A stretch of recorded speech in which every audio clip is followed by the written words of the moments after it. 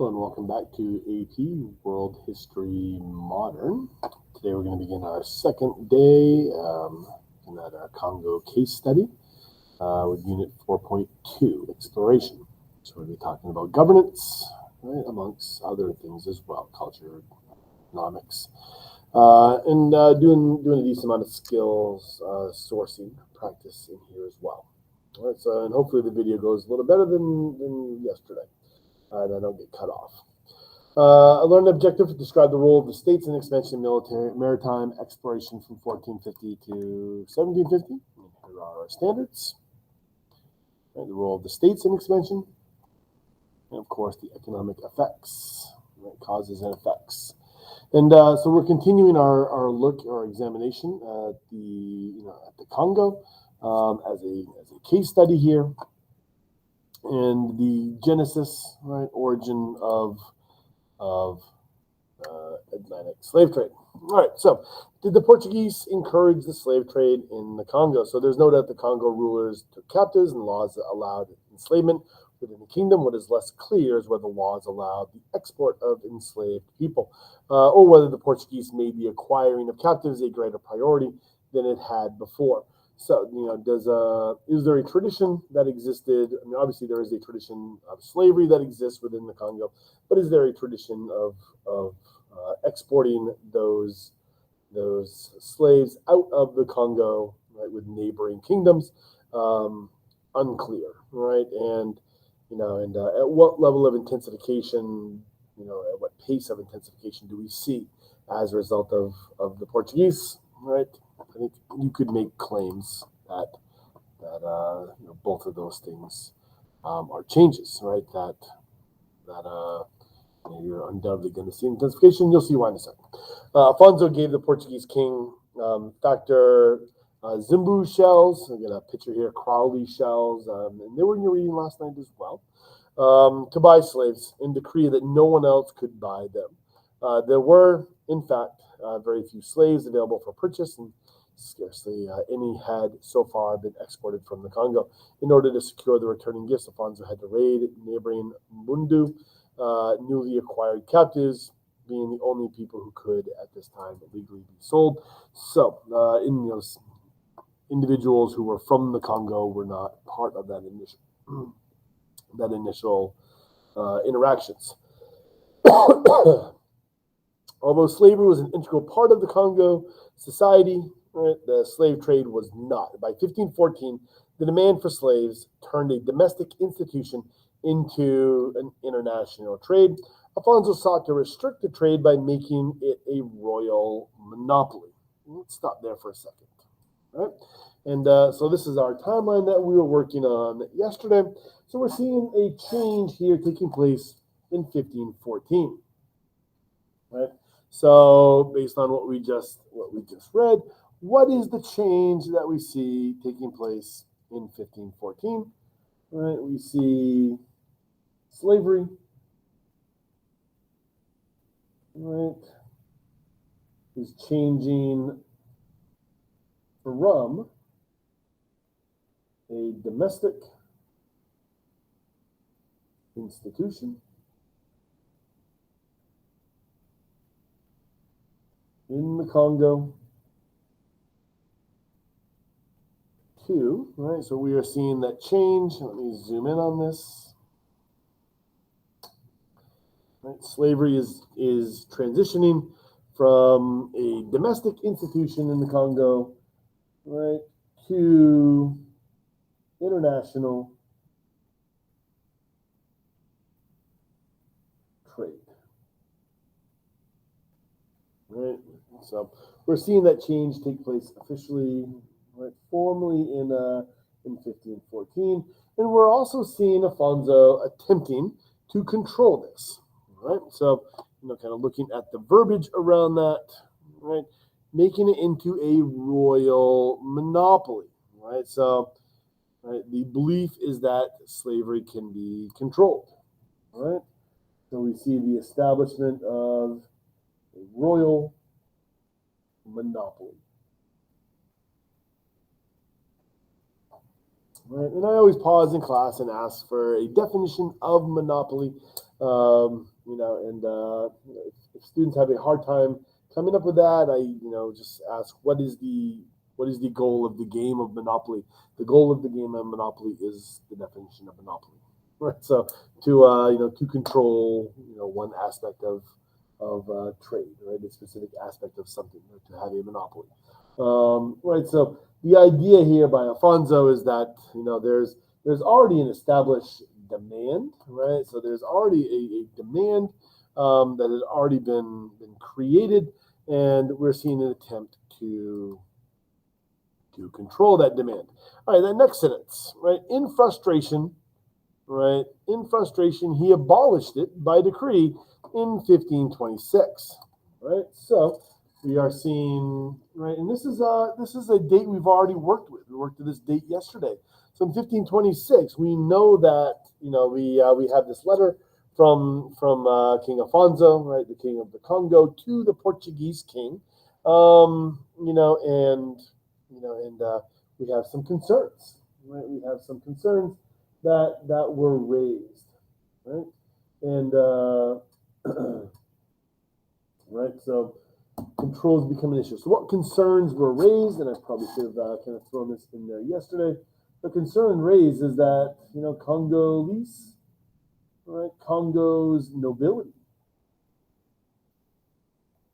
right, were being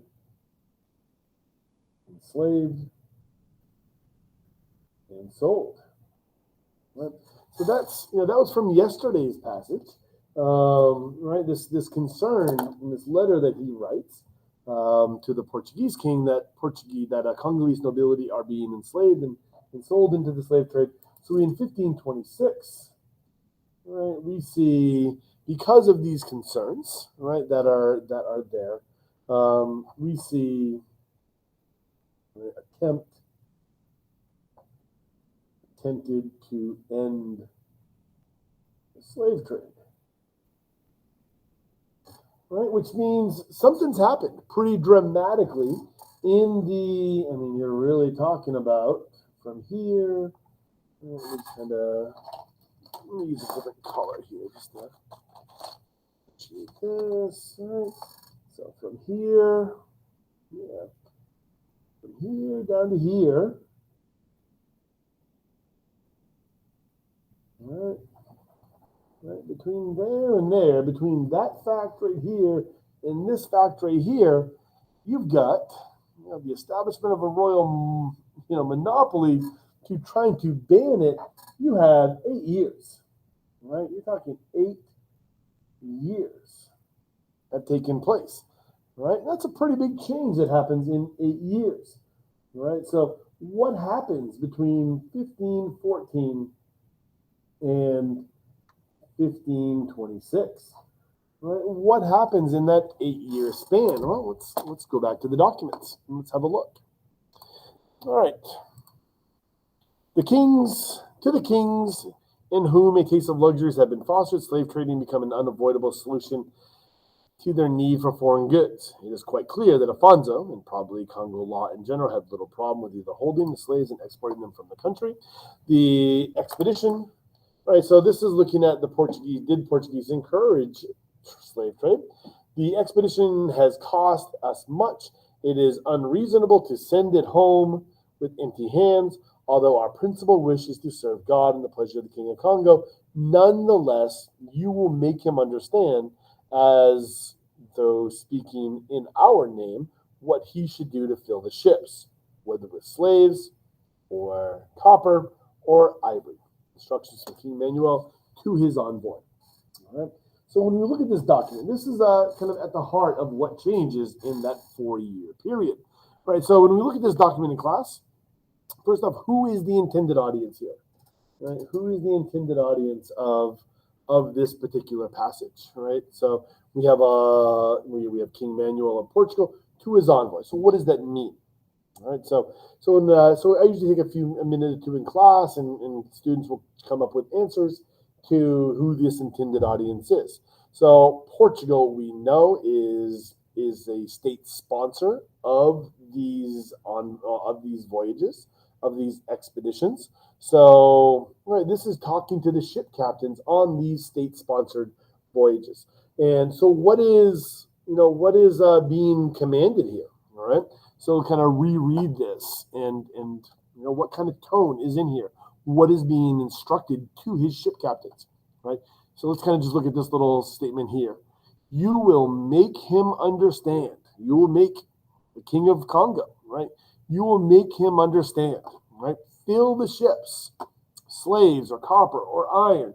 So if we know the intended audience here is the ship captains on these state-sponsored Portuguese expeditions, right? This is our intended audience, right? And what's the kind of the so what statement here, right? So what happens if you are not, if you come home without your ship full, if you do not fill up your ship, right? What's going to happen to you, And so we usually kind of just talk through this in class as well. Most students pretty quickly come to the conclusion that you will lose your captainship. You will lose your livelihood if you fail to come home with a full ship. All right. So what's happening? What is happening between 1514 and 1526? Well, that command is in 1512. Right. So what are we seeing here? We're seeing pressure. Right, pressure on Portuguese captains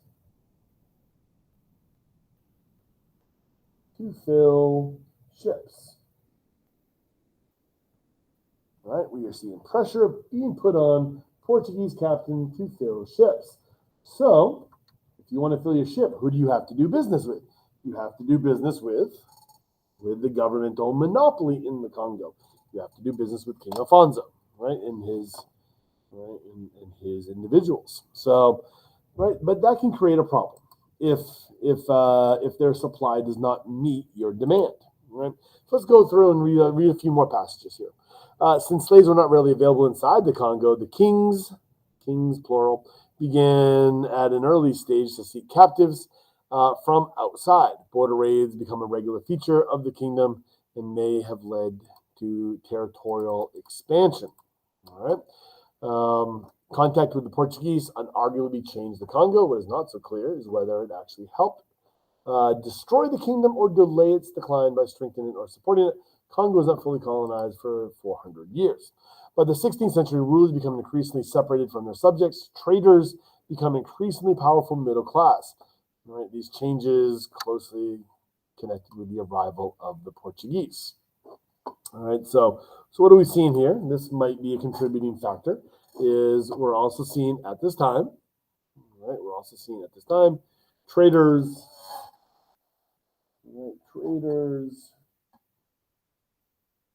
are increasing in influence. All right, so those who are making the exchanges. All right. The Portuguese enticed Congo aristocracy into embracing Catholicism, and in doing so created a relation of dependence that sparked dynastic conflicts and civil wars. All right. Growth was stimulated by new Portuguese contributions to the ruling class in the form of not only goods, but also services. All right. And then the first threat to the kingdom in the latter years of Alfonso's reign come from provincial rulers who were anxious to establish their own direct contacts with foreign merchants. The ones most affected, of course, were the ones nearest the coast. And the king had constant difficulty maintaining their loyalty. All right. So who is being discussed here? Provincial rulers. All right, provincial rulers. Let's kind of look at this.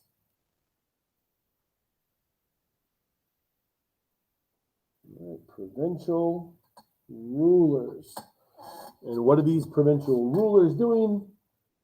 They're establishing direct trade with the Portuguese.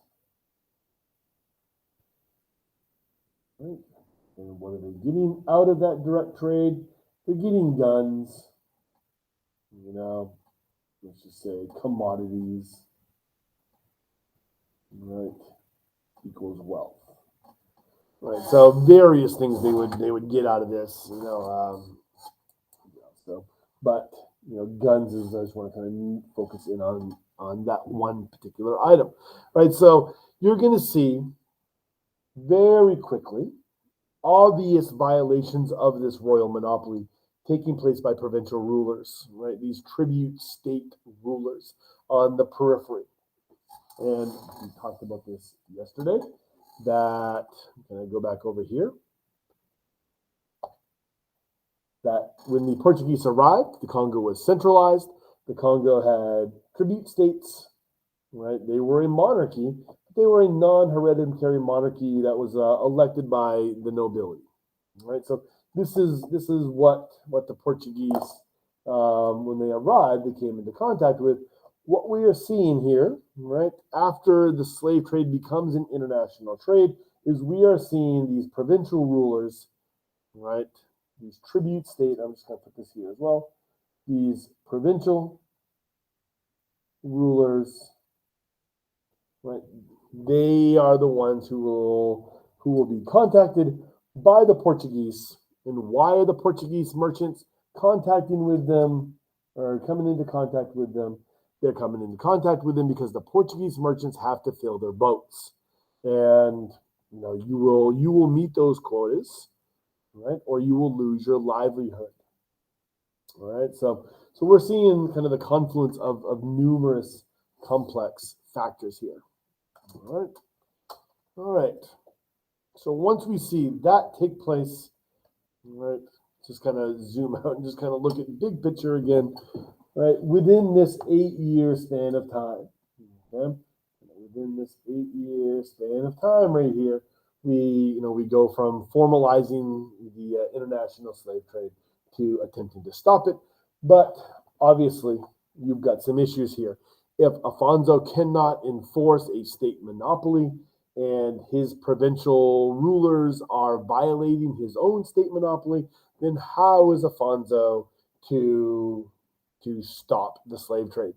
He wasn't able to control it, right, and maintain a monopoly.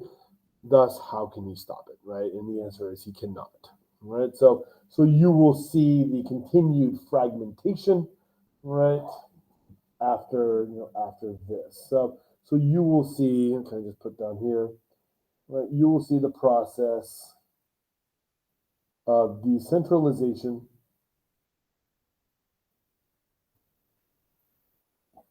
taking place in the Congo here. All right, and then that will eventually result in in civil wars and eventually result in the collapse of the Congo and and the simply establishment of trade posts, right, where where you have different different these provincial nobles, right, will become individual separate states, which can then be manipulated, right, from the outside, turning one against another. All right. So after that, that's kind of largely where we kind of stopped in class, with this topic. And some classes we did a little bit more than others. And then before we kind of ended things, we stopped and we just watched a quick little film clip. And so this is right on my YouTube. So you're welcome to watch it. And we did stop it right here at the end. So I'm going to play a little clip here. And this is the discussion here at the end is differentiating slavery that exists in the Atlantic slave trade versus slavery that existed in other parts of the world, including Africa. So let's just watch a few seconds of this, and then we'll discuss. It was a business. It was an investment. It was a part of the economy. To own a slave was to own a valuable commodity. The industrialization of slavery is something that's unique to the history of the world at that period. They were economic chattel, right? Investments that were absolutely key to whatever enterprise you use them for. the African slave trade was experiencing, unfortunately. Right, we'll stop right there real quick. All right, so in class we watched that whole clip, right? But we kind of stopped and we discussed that little segment. We rewatch that as well, and we just talked about kind of go back to our original, our kind of continuities and change, because when you're talking about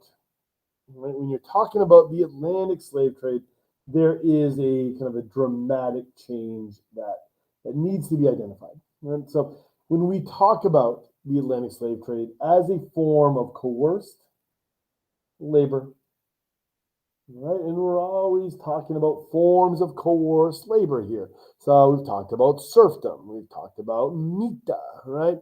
We talk about various forms of coerced labor systems, and in this case here, if you're talking about, the Atlantic slave trade, the form of coerced labor is referred to as chattel, right? Chattel slavery, right? And by using the term chattel slavery, we are differentiating the form of slavery that existed in the Americas, Latin America, so the Caribbean, and in North America. You're differentiating that form of slavery from the form of slavery that existed in Africa. All right. So what are the specific differences and what are the continuities between the form of slavery that existed in Africa and what it becomes in the Americas? Right. So the basic continuities are, within Congolese society and traditionally in West African society, slavery was used as a form of labor. All right. So agricultural labor, domestic labor, that is a continuity. This idea of multi-generational slavery would also be a continuity, very common in sub-Saharan African slavery systems. You would see a slave caste. We see that in the Songhai. We see this in the Congo as well. So those are continuities within this. When you talk about chattel, there is an economic aspect to it that does also exist in Africa. There are references, when you read people like Ibn Battuta, there are references to the number of slaves, and you see that as a demonstration of wealth, right? So the fact that it's economic isn't the major change. The change here is maybe the fungibility of it, right? So the idea that it is an investment, that it is a commodity. Okay? And this is generally viewed as the change. The phrasing that was used, the industrialization of slavery, right? That we see here. This is generally how the Atlantic slave system gets distinguished from previous and other versions in history and around the world. All right. So we do that. We left off with that, and then class. The thing that we generally leave with, or that I leave with in class, is I show a little clip from this. I believe this was I don't think this is available online anymore. But what this is looks at the middle passage, and it runs through the years, right? So it kind of runs through the dates of. Let me see if I can get this thing running. Here we go. So this begins in 1550, and then runs through about 1860 or so. And we talked in our class yesterday about how accurate the numbers were, and how we have pretty accurate numbers as a result of the record keeping of the ship captains and the ship's logs. So what this video here is showing you, and back when this was on their website, and I can't find it anymore, so I think it's been taken down, but maybe I'm wrong. You used to be able to pause it on the website. It was an interactive site, and you could hover on these dots, and you'd get a little pop-up, and it would tell you the nation of origin, what the name of that ship was, and how many voyages it had made, across the Middle Passage, and how many people were loaded onto those ships as well. And then you could click in to get additional information as well. It was a very neat resource, as far as kind of capturing exactly what happened. So as you're seeing this, you're seeing points of destination, and you see Angola and the Congo as kind of one of these primary early sources of enslaved Africans in the Atlantic system. And then by the 1600s, mid 1600s, you see West Africa becoming another major source, and eventually will overtake Central Africa. Right, you also see the destination, and obviously Haiti is going to be a primary destination up until the early 1790s, and also Brazil is going to be that kind of dominant. But yeah, so you're seeing this kind of intensification of the flow of these slave ships here, and you got to also remember every one of these dots symbolizes or represents somewhere between 100 to 500 or more people being brought to. Right, being brought to the Americas under horrifying conditions, and then being forced to live under the conditions of chattel slavery, right? So you're seeing a real intensification by the time we get to the mid 1700s.